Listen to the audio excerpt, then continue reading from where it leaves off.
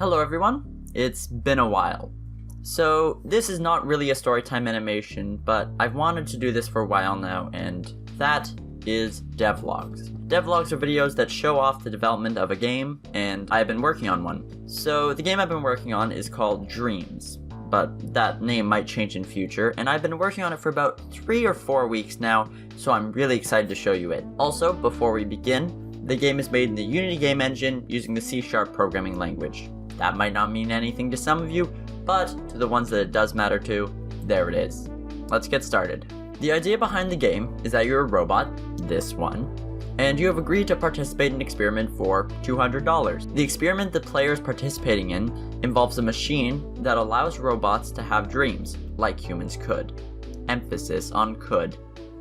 The player enters the dream machine and will go through a series of worlds, each one being a different video game genre. So the first one could be platformers, the second one could be a bullet hell game, that kind of thing. As I do these devlogs, I will explain more about the story and the game's mechanics. Now, we are going to look through some gameplay I recorded. The first area is a top-down game, where you simply walk over to the receptionist, sign a contract, and then you go talk to the experiment director, where he explains the experiment.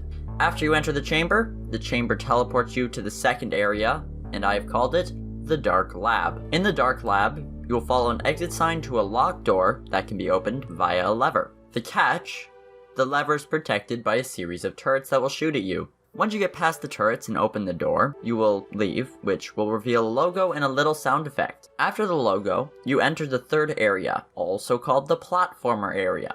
Now that we've gone through the gameplay, let's go over some problems, my plans for the game, and a couple other notes. The problems. The art in the game isn't great, especially the player. I do like the stick legs that he has, because they're much easier to draw than actual pixel art legs, but the side animation is absolutely horrible. Here's the side animation for the main player, and the player in Area 2 where you become a human, which I forgot to mention. When you take damage, I tried to make it so there's a particle system that appears, just to add some feedback.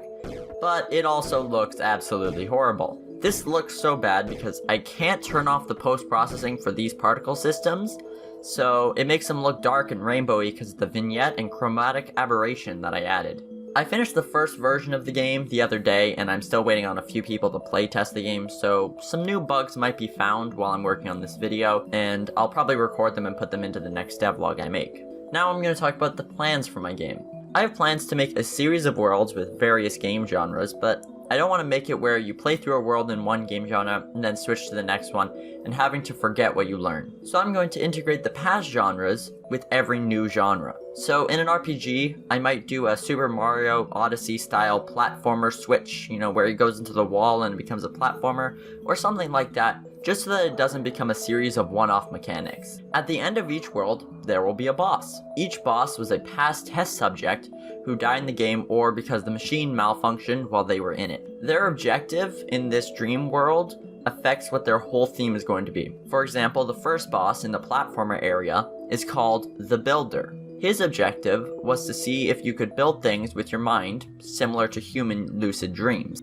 Now, a couple notes. This game will be releasing on Steam, and I will be setting up the Steam page soon, just so I can make playtesting easier, and also so that I can get some pre-release wish lists and that kind of thing.